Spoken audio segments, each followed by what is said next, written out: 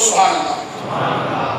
تاکہ یہ جو جدت کا فائدہ ہے یہ تو حق کے پھیلاوے کے لیے میرے دوستوں، اور ہم اس سے مکمل طور پر استفادہ کریں. محبت سے کہیے سبحان اللہ. یہ کشف المحجوب میرے پاس ہو گئی، ٹھیک ہے جی. اس کا صفحہ نمبر 126 ہے. کیونکہ بزرگوں کی عبارت تھی، اپنا تبصرہ نہیں کر سکتا، اس لیے میں نے کتاب کھولی ہے. حضرت داتا صاحب رحمۃ اللہ علیہ عنوان دے رہے ہیں حضرت امام حسین گلگلو خدا رضی اللہ تعالیٰ. ٹھیک ہے جی. کیا لکھتے ہیں سوئیے. فرمایا ائمہ اہل بیت اطہار میں سے شمع آل محمد تمام دنیاوی علائق سے پاک و صاف اپنے زمانے کے امام و سردار ابو عبداللہ سیدنا امام حسین بن علی المرتضیٰ رضی اللہ تعالیٰ عنہ. آگے کیا لکھتے ہیں؟ داتا صاحب لکھتے ہیں کیونکہ صوفی ہے نا، اور صوفی وہ ہوتا ہے جو علم کا اصل رس جس کو مل جائے. آپ فرماتے ہیں حضرت امام حسین اہل ابتلاء کے قبلہ. جو خدا کا محبوب ہوتا ہے اس کو پریشانی آتی ہے. سرکار سے پوچھا گیا حضور ایہما شد بلا، کس انسان پر زیادہ بلائیں آتی ہیں؟ سرکار فرمایا الانبیاء، کہ وہ حق بات کرتے ہیں تو پریشانی آتی ہے. پھر حضور نے فرمایا ان کے راستے پر جو ہوگا اس کے ساتھ کیسا ہوگا؟ فرمایا جو اپنے دین میں جتنا سچا ہوگا اس کو پریشانی ہوتی آئے گی. امام علی مقام کے ادھر جانا اور دشت کربلا میں اپنے بچوں کو نذرانہ دینا اور اتنی مشقتیں برداشت کرتا، اس کا ثبوت ہے کہ آپ انبیاء کے خطوط کے پیچھے خطوط رکھ کر چلنے والے ہیں. اس لیے حضور نے فرمایا جو نبیوں کے طریقے پر ہوگا خدا کے دشمن اس پر مشقتیں ڈالیں گے. حسین ابن علی نے دشت کربلا میں جان دے کر بتا دیا کہ اس کا قدم وہیں پڑا ہے جہاں مصطفیٰ نے قدم اٹھایا. داتا صاحب لکھتے ہیں آپ اہل بلا کے قبلہ اور رہنما اور شہید دشت کربلا اور تمام اہل طریقت آپ کے حال کی درستگی پر متفق ہیں. ٹھیک ہے جی. اب آگے سنیے داتا صاحب کا عقیدہ. داتا صاحب لکھتے ہیں جب تک حق ظاہر و غالب رہا، یہ حوالہ ذرا سنیے. جب تک حق کا معنی کیا ہوتا ہے؟ اسلام، دین، شریعت. جب تک حق ظاہر بھی رہا اور غالب بھی رہا، غالب بھی رہا، آپ حق کے فرمان بردار رہے. امام حسین کے دور میں جب تک حق غالب رہا اور چھپا وہ نہیں، کچھ اور بنا دیا کچھ، ظاہر رہا اور غالب رہا، حسین لڑے نہیں، فرمان بردار رہے. سبحان اللہ. بردار رہے. آگے کا جملہ سنیے. آگے فرمان اور جب حق مغلوب اور مفقود ہوا، جب حق کا گراف نیچے ہونے لگا اور لوگ حق میں تبدیلی کرنے لگے تو تلوار کھینچ کر میدان میں نکل آئے. بات واضح ہو گئی. تلوار کب کھینچی؟ جب حق گر رہا تھا. اور کب نہیں کھینچی؟ جب تک حق غالب تھا. لہذا سن لے، جس کے خلاف حسین نے تلوار کھینچی سنی اس سے نہیں ملیں گے، اور جس کے دور میں حق غالب تھا اور حسین فرمان بردار تھا اس معاویہ کو گالی سنی نہیں. سبحان اللہ. حیثیت کیا ہے جو کہتا ہے کہ 10 محرم کو ان کا نام نہیں لیا جائے گا؟ جب تیری تحریک کے لوگ کتابیں ان کے خلاف لکھے اور داتا صاحب لکھے کہ حسین نے اس وقت تک تلوار نہیں اٹھائی جب تک حق گرا نہیں، حق غالب رہا، حسین فرمان بردار رہے. جس کا حسین فرمان بردار ہے سنی اس کا فرمان بردار ہے، اور جس سے حسین نے تلوار نکالی ہے سنی اس سے دوستی نہیں. سبحان اللہ. تلوار کس سے نکالی؟ اور یزید سے پہلے کون تھا؟ ان سے پہلے کون تھے؟ حضرت معاویہ. ان سے پہلے کون تھے؟ امام حسن. ان سے پہلے کون تھے؟ مولا علی. ان سے پہلے کون تھے؟ ان سے پہلے کون تھے؟ فاروق اعظم. ان سے پہلے کون تھے؟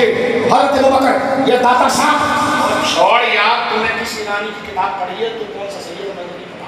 یہ کتاب میں جو ہم نے پڑھا ہے یہ بات ہمارے سامنے واضح ہو گئی ہے. داتا صاحب نے لکھ دیا اب کسی کی عزت نہیں رہے گی عقیدے کے سامنے. اس صحیح عقیدے ہی کی وجہ سے نسل کی قدر تھی, صحیح عقیدے کی وجہ سے ہی مسلح کی قدر تھی. سنیو اپنے اندر سے گھوڑا گیری نکالو اور قرآن و سنت کو پکڑو. چھوڑو یہ گھوڑا گیری. اس تعظیم اس درجے کی شروع سے بیان کر رہا ہوں. کیوں فتنے کا باعث بنتے ہو؟ کیوں بیجا غلط عقیدت رکھتے ہو؟ جن کی عقیدت واضح ہے وہ عقیدت رکھی جائے.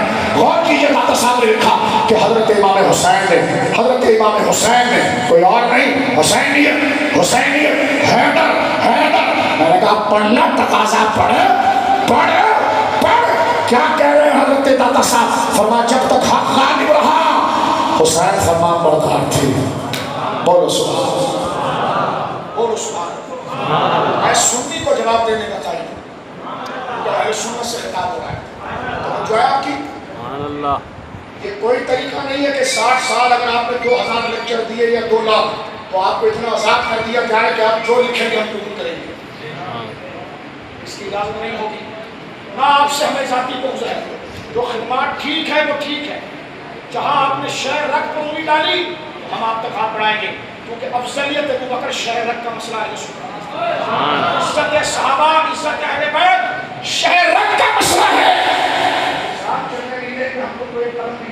اگر تم نے آگے بڑھ کر اہل سنت کی شہر رکھ پر ہاتھ رکھا, آج پتا چلے گا اس مجمع میں حسین کو سنیت کے ناطے سے کس نے مانا تھا.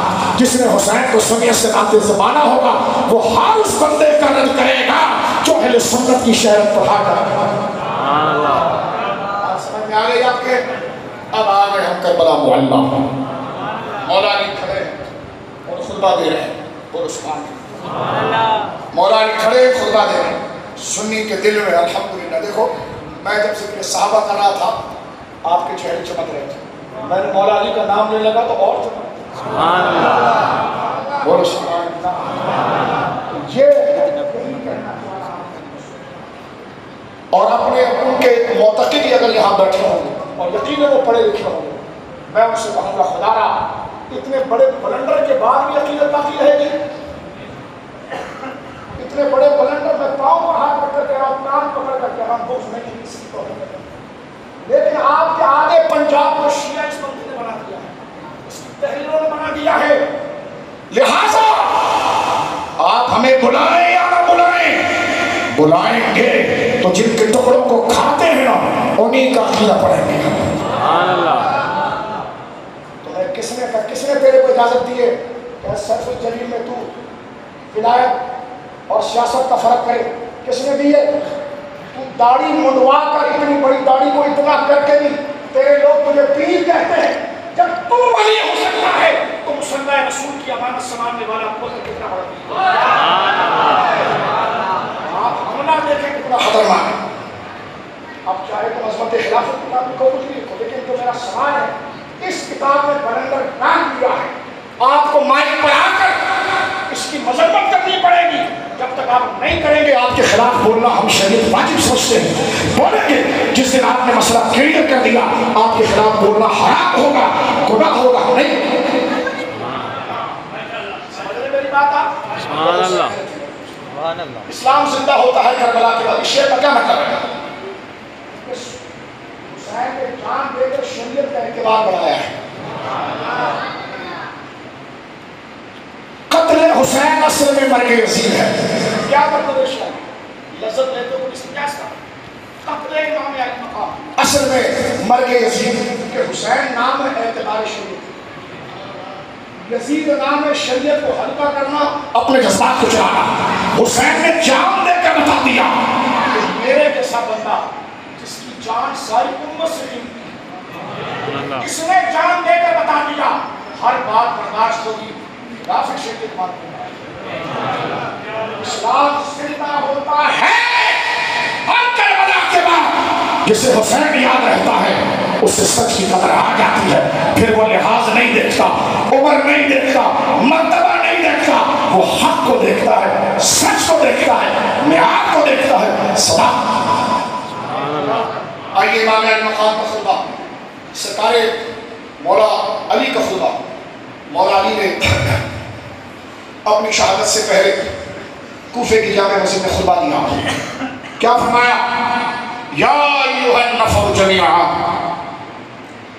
یا ایھا النفر جمیعا انشدکم باللہ.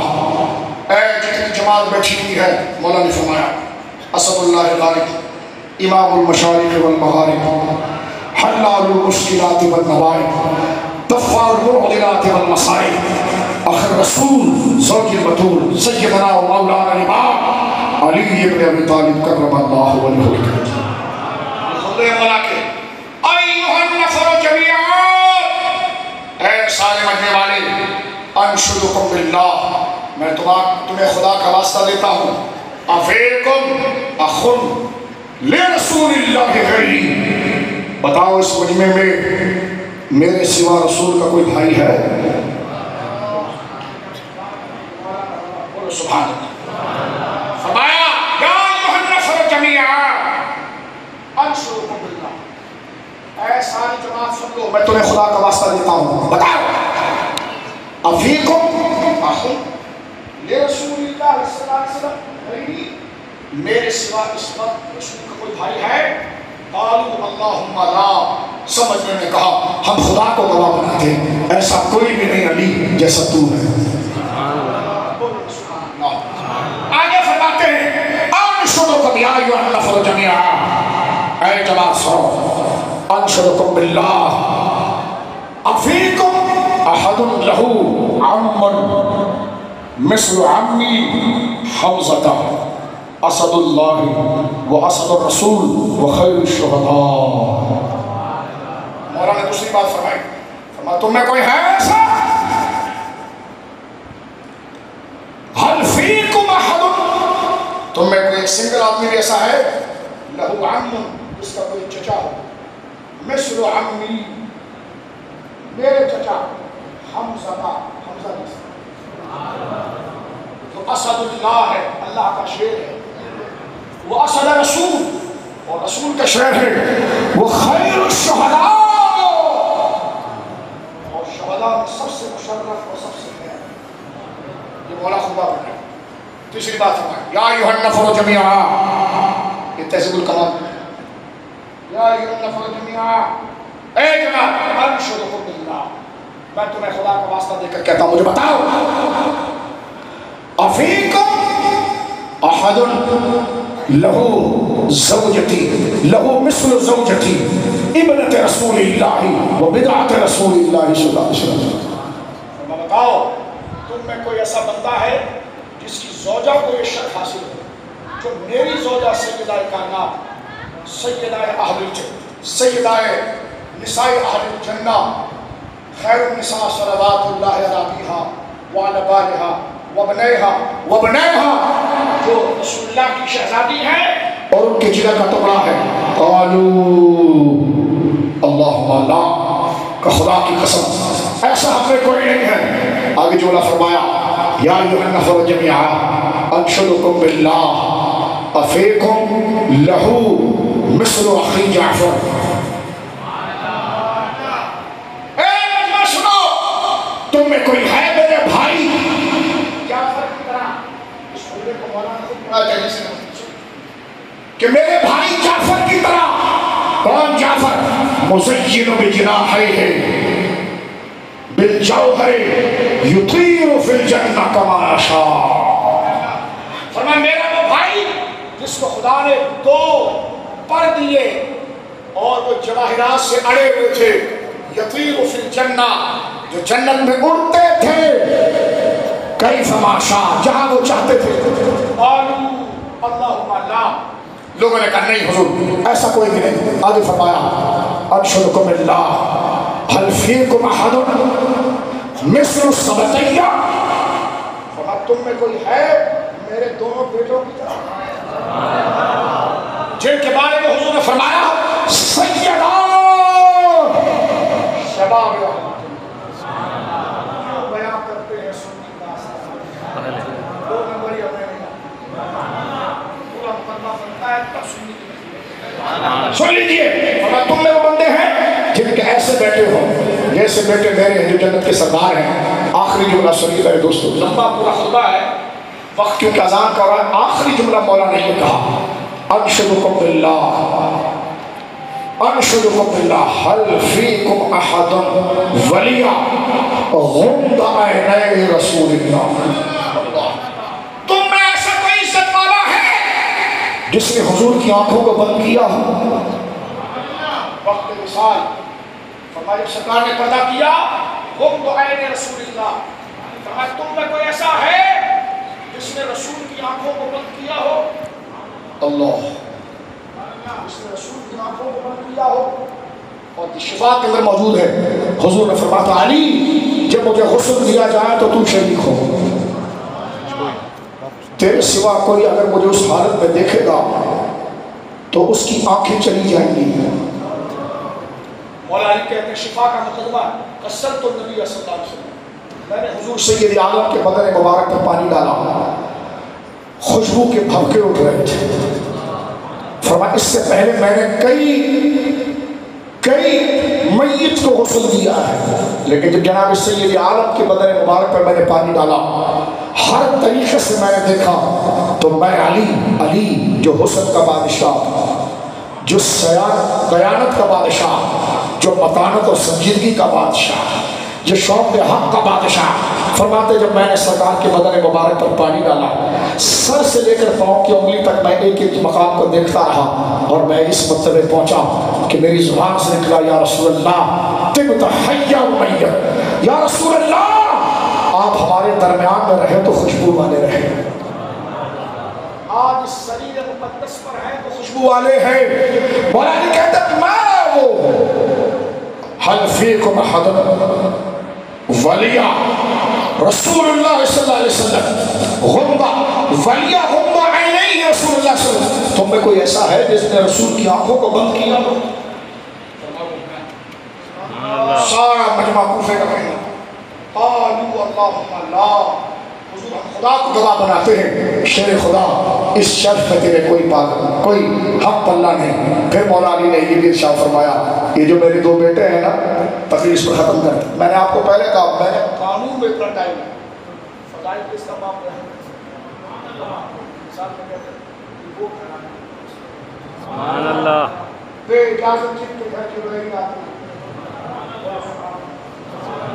بے اجازت جن کے گھر جبرائیل آتے نہیں، قدر والے جانتے ہیں قدر و شان اہل بیت. بولو سبحان اللہ.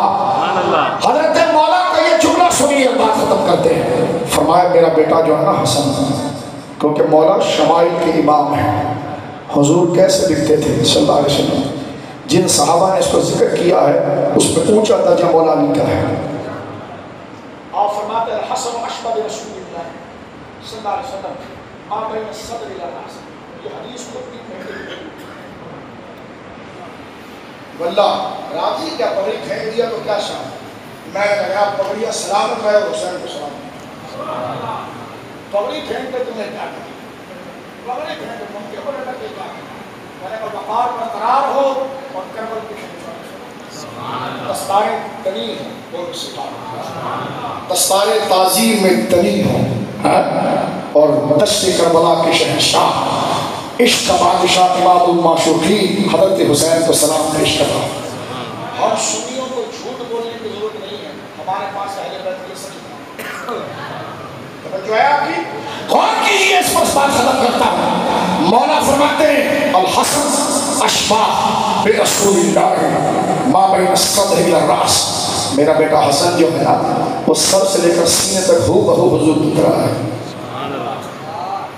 یہ چھوٹی کیفیت ہے لیکن جس کا شرح صدر اور بندہ دیوانہ ہو جاتا ہے. یہ کیا بات کی مولا نے کہاں کی بات ہو رہی ہے کس میں آج اشباہ برسول اللہ ما بین الصدر الی الراس والحسین ما کان اسفل من ذلک. اور میرا حسین سینے سے لے کر پاؤں تک حضور کی طرح ہے. بولو سبحان اللہ.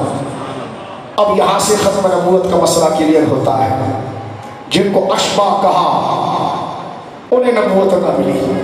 مرزا بکواس کرتا ہے، کہتا ہے کہ جس کو حضور سے مشابہت مل جائے وہ نبی ہو جاتا ہے.